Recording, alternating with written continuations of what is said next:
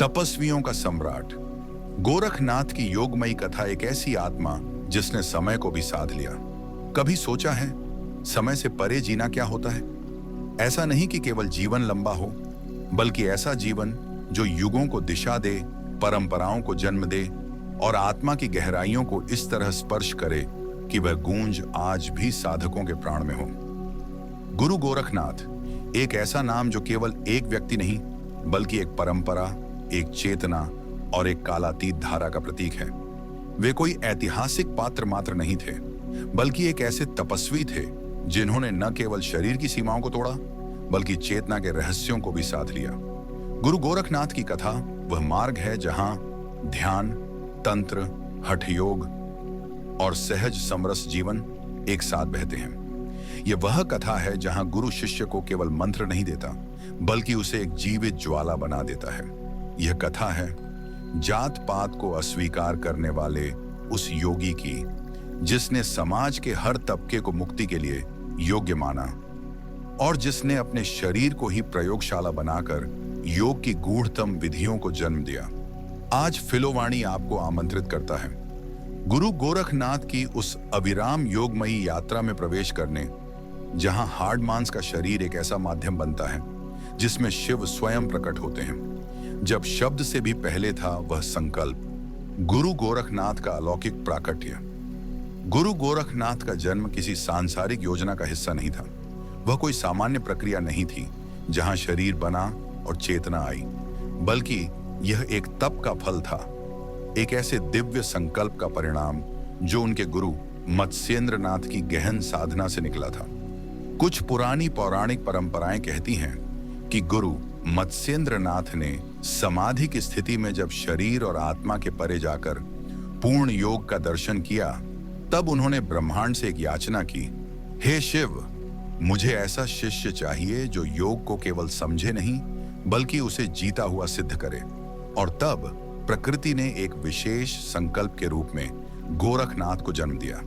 उनका जन्म किसी गर्भ से नहीं, बल्कि संकल्प से हुआ, इसलिए उन्हें अजोनी यानी गर्भ रहित जन्मा हुआ भी कहा गया। शुरुआती वर्षों में गोरखनाथ साधारण बालक के रूप में रहे, लेकिन उनकी आंखों में वह मौन था जो हिमालय की चोटियों से उतरता है, और हृदय में वह शांति थी जो गंगा की धारा से भी अधिक सहज थी। एक दिन जब वे केवल 7 वर्ष के थे, एक बूढ़ा साधु उनके गांव आया।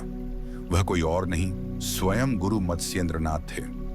उनकी दृष्टि जैसे ही बालक पर पड़ी, उन्होंने कहा, इसमें केवल शरीर बालक का है, आत्मा तो महायोगी की है। तभी से गोरखनाथ को दीक्षा मिली। दीक्षा नहीं, बल्कि एक आत्मिक प्रज्वलन हुआ। गुरु ने उन्हें मंत्र नहीं दिए, बल्कि मौन की भाषा सिखाई। साधना की शुरुआत हुई। ना कोई चमत्कार, ना कोई लीलाएं, केवल अंतर्मुखी यात्रा, जहां सांस के भीतर शिव की गूंज सुनाई देती थी। गोरखनाथ अब शिष्य नहीं रहे, वे बन चुके थे योग के शिव लोक का एक सजीव द्वार। जब योग ने समाज को छुआ, गोरखनाथ और नाथ संप्रदाय की स्थापना। गुरु गोरखनाथ केवल एक साधक नहीं थे, वे एक परंपरा के निर्माता थे, एक ऐसे आंदोलन के सूत्रधार जिसने योग को हिमालय की गुफाओं से निकालकर हर गांव, हर गली, हर घर तक पहुंचाया। जहां अन्य परंपराएं मोक्ष को केवल सन्यास की देहरी पर रखती थीं, वहां गोरखनाथ ने कहा, मोक्ष गृहस्थ के भीतर भी संभव है, यदि भीतर योग की अग्नि प्रज्वलित हो। नाथ संप्रदाय, जो मत्स्येंद्रनाथ से शुरू हुआ, गोरखनाथ के माध्यम से एक संगठित, संरचित और जीवन धारा बन गया। उन्होंने भारत के अलग अलग भागों में मठ स्थापित किए। हर मठ केवल भवन नहीं था, बल्कि वह एक ऊर्जा केंद्र था, जहां साधक को केवल शास्त्र नहीं, बल्कि अनुभव का मार्ग दिखाया जाता था। गोरखनाथ ने योग को जातिवाद से, संप्रदायवाद से और सामाजिक बाधाओं से मुक्त किया। वे दलितों के साथ भी बैठते, किसानों को भी प्राणायाम सिखाते और बच्चों को भी मौन ध्यान में बैठाते। उन्होंने साधारण जन से कहा, तू ही मंदिर है, तू ही मूर्ति, अपने भीतर उतर और शिव को जान। गोरखनाथ का नाथ संप्रदाय केवल साधकों का नहीं, बल्कि जनमानस का आंदोलन बन गया।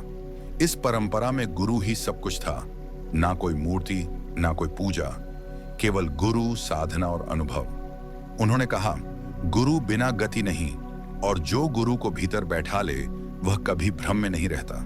नाथ संप्रदाय ने केवल योग नहीं दिया, बल्कि एक सांस्कृतिक क्रांति लाई, जहां योगी एकांत में भी समाज का पथ प्रदर्शक था।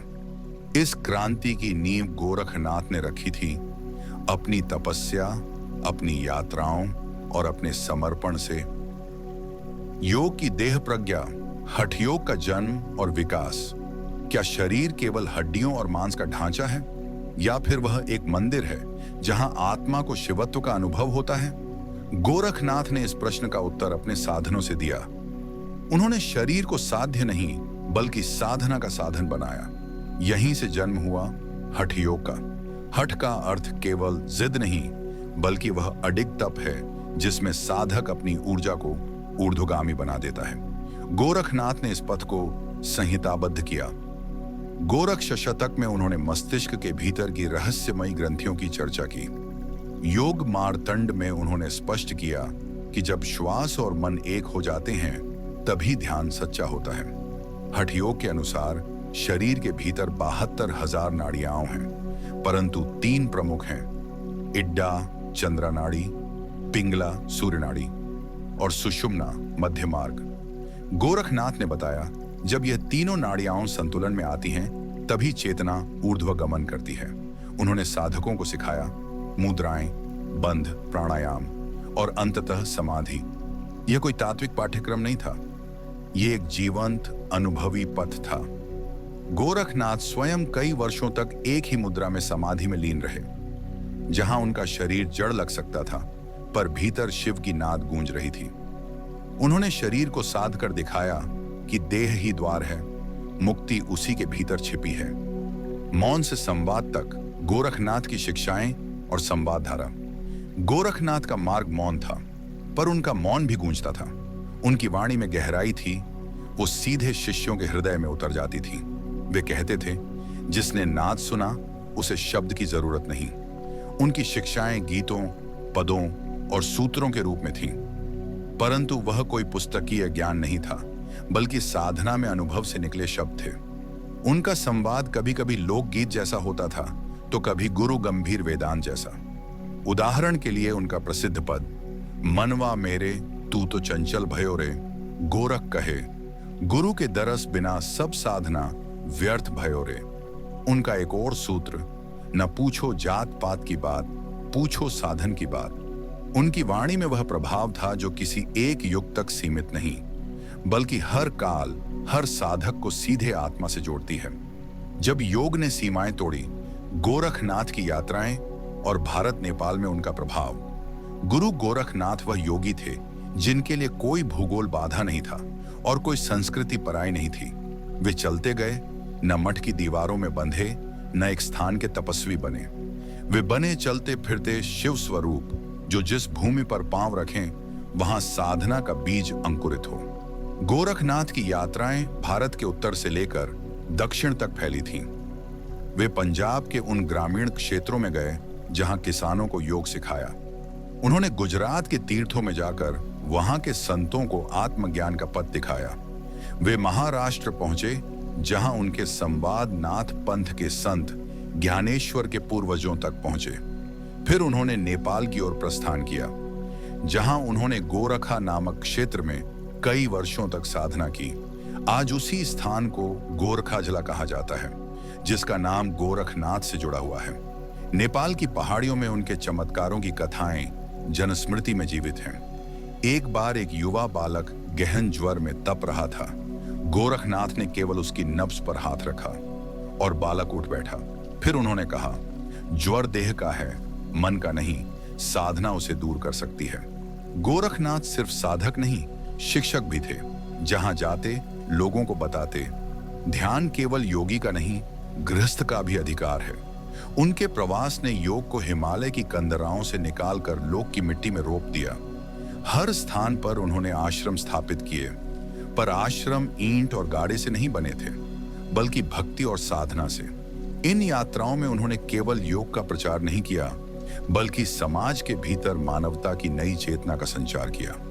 जब शिष्य गुरु की छाया बन गया, भरथरी, चौरंगी और अन्य दिव्य शिष्य एक महान गुरु की पहचान उसके शिष्यों से होती है। गुरु गोरखनाथ के शिष्य भी कोई साधारण योगी नहीं थे। वे ज्योति के वाहक थे, जिन्होंने उस साधना को अलग अलग रूपों में आगे बढ़ाया। सबसे पहले बात करते हैं भर्तहरि नाथ की। वे उज्जैन के राजा थे। राजमहल, विलासिता, सब कुछ उनके पास था, लेकिन पत्नी के विश्वासघात ने उन्हें तोड़ दिया। एक दिन जब वे नगर की सीमा पर भटक रहे थे, गोरखनाथ से भेंट हुई। गुरु ने कहा, राजा तू नहीं था, तू वह आत्मा है जो अनुभवों के अंधकार में अब जाग रही है। उस दिन से भर्तहरि ने राजपाट छोड़ दिया। वह शिष्य नहीं, गुरु की प्रतिबिंब छवि बन गए। फिर थे चौरंगीनाथ, जिनका शरीर अंग विहीन था।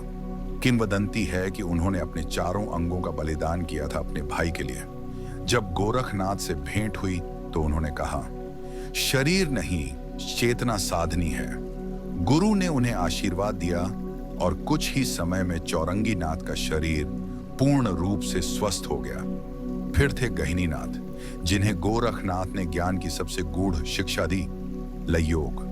गहिनीनाथ ने नासिक और महाराष्ट्र में सैकड़ों साधकों को मार्गदर्शन दिया। इन शिष्यों ने सिद्ध किया कि गुरु गोरखनाथ की शिक्षाएं केवल देह में नहीं, प्राण में बसती थीं। उनके शिष्य उस वंश की तरह थे जो न वंश वृक्ष से बल्कि आत्मिक संबंध से जन्मा था। शब्दों से परे जो गूंजता है, गोरखनाथ की रहस्यमयी साधनाएं और तांत्रिक गूढ़ता। गोरखनाथ की साधना में सिर्फ आसन और प्राणायाम नहीं था, वहां एक आत्मिक अल्केमी थी जो साधक को मृत्यु से अमरता की ओर ले जाती थी। उन्होंने साधकों को कुंडलिनी जागरण की वो विधियां सिखाई जो सामान्य ग्रंथों में नहीं मिलती। उन्होंने कहा, देह में ही ब्रह्मांड है और प्रत्येक चक्र एक ब्रह्मद्वार। उनकी साधना में प्रमुख थी शून्यता की साधना, जहां मन के सभी विचारों को एक बिंदु में समेट साधक शुद्ध होने की अवस्था में पहुंचता है। नाद साधना, जहां भीतर की ध्वनि को सुनकर चेतना आत्म स्वरूप में स्थिर हो जाती है। मूलाधार से सहस्रार तक की यात्रा। उन्होंने साधकों को यह दिखाया कि ऊर्जा कैसे रूपांतरित होकर चेतना बनती है। गोरखनाथ स्वयं कई वर्षों तक कायाकल्प साधना में लीन रहे। उनका शरीर सामान्य नहीं था, वह तप से रूपांतरित था। किंवदंती है कि उन्होंने मृत्यु को भी वश में कर लिया था। शिष्यों से कहा करते थे, मृत्यु वही है जो तुम समझते हो। जब समझ ही बदल जाए तब मृत्यु भी केवल एक अवस्था बन जाती है। जब शब्द स्वयं समाधि बन जाए। गुरु गोरखनाथ की वाणी, भजन और भक्ति परंपरा। गोरखनाथ का मार्ग कठोर योग का था, परंतु उनकी वाणी में ममता, करुणा और दर्शन का अद्भुत संगम था। वे न तो उपदेशक थे, न ही केवल सन्यासी। वे एक ऐसे काव्य अर्षि थे जिनकी वाणी ने योग की जटिलता को भक्ति के मीठे सुर में पिरो दिया। उनकी वाणी किसी विशेष भाषा में नहीं बंधी। कभी वह ब्रज में फूटती थी तो कभी अवधी, मराठी या नेपाली में गूंजती थी। जहां जहां वे गए वहां वहां उनकी वाणी एक जीवंत लोक भाषा बन गई। उनके भजनों में नुवान आत्म साक्षात्कार का स्वर था, भेदभाव से ऊपर उठने का आह्वान था और गुरु में ही ईश्वर का दर्शन करने की पुकार थी। कुछ उदाहरण देखिए। गुरु गोविंद दों खड़े काके लागू पाए, बलिहारी गुरु आपने गोविंद दियो बताए। ये वाणी कबीर से जोड़ी जाती है, पर इसकी जड़ें गोरखनाथ की गुरुवाणी परंपरा से भी मिलती हैं। गोरखनाथ ने कहा, गोरख कहे सुनो रे साधो, भीतर जो ज्योत जले वही तीर्थ, वही पूजा, वही ब्रह्म का मेला। उन्होंने नाथ योगियों के लिए एक सांगीतिक साधना पथ रचा, जहां भजन केवल गाना नहीं था बल्कि साधना का एक अंग था। उनकी वाणी आज भी गोरखनाथ मंदिरों में ढोल, मृदंग और एकाग्र चित्त के साथ गाई जाती है। उनके शिष्य वंशजों ने गोरखनाथ की भक्ति को नृत्य, संगीत और दर्शन के संगम में ढाल दिया। गोरखनाथ की वाणी भाव से समाधि तक की यात्रा है। जब एक जीवन परंपरा बन जाए, आज के भारत में गोरखनाथ की उपस्थिति और प्रभाव। गोरखनाथ कोई इतिहास नहीं, वह आज भी जीवन दर्शन है। भारत में जहां जहां योग की खोज होती है, वहां वहां गोरखनाथ की छाया अनायास ही उपस्थित रहती है। उत्तर प्रदेश के गोरखपुर में स्थित गोरखनाथ मठ आज केवल एक मंदिर नहीं बल्कि एक सांस्कृतिक और आध्यात्मिक धरोहर है। हर वर्ष मकर संक्रांति पर यहाँ लाखों श्रद्धालु खिचड़ी चढ़ाते हैं। यह कोई कर्म कांड नहीं, बल्कि भक्ति, सेवा और तप का प्रतीक है। नाथ संप्रदाय के योगी आज भी गोरखनाथ की साधना विधियों को अपनाकर अपने जीवन को तप में ढालते हैं। सिर्फ भारत ही नहीं, नेपाल, तिब्बत, पाकिस्तान, अफगानिस्तान तक उनकी परंपरा फैली हुई है। आज की वैज्ञानिक और तनावपूर्ण दुनिया में गोरखनाथ की शिक्षाएं हमें सिखाती हैं, तनाव से नहीं, ध्यान से जियो। भीतर उतरने से ही समाधान है। धर्म नहीं, आत्मा का अनुभव ही सच्चा योग है। उनकी परंपरा का सबसे बड़ा योगदान है योग को मानव धर्म बनाना, न कि किसी एक संप्रदाय का। आत्मा से आत्मा तक, गुरु गोरखनाथ की अमर तप कथा। अब जब यह यात्रा पूर्ण होती है, हम अनुभव करते हैं कि गोरखनाथ केवल एक ऐतिहासिक योगी नहीं, बल्कि आत्मा से आत्मा तक पहुंचने का सेतु है। वे हमें सिखाते हैं कि गुरु मंदिर के बाहर नहीं, भीतर की मौन वाणी है। साधना आसनों में नहीं, श्वास और भाव के एकत्व में है। मुक्ति किसी युग का विशेषाधिकार नहीं, बल्कि सभी के लिए एक अनुभव है। गोरखनाथ का जीवन एक मंत्र है, एक ऐसी ज्वाला जो आज भी जल रही है उन हर लोगों के भीतर जिन्होंने अपने भीतर उतरने की हिम्मत रखते हैं, मौन में शिव की आहट सुनते हैं और जो गुरु को केवल नाम नहीं, प्रज्ञा का द्वार मानते हैं। आज फिलोवाणी आपसे केवल ज्ञान साझा नहीं कर रहा, बल्कि आपको आमंत्रित कर रहा है अपने भीतर के योगी को जगाने के लिए। गुरु गोरखनाथ ने कहा था, गुरु को जिसने जाना उसने शिव को जाना, और जिसने स्वयं को पाया उसने ब्रह्मांड को पाया। तो आइए गोरखनाथ की योगमयी कथा को केवल सुने नहीं, अपने जीवन में जी।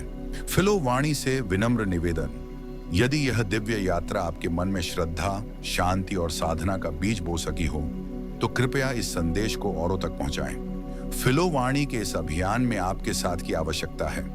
हमारे चैनल को सब्सक्राइब करें, घंटी दबाएं और अगली आत्मिक यात्रा में हमसे फिर जुड़ें। ओम श्री गुरवे नमः। हरि ओम।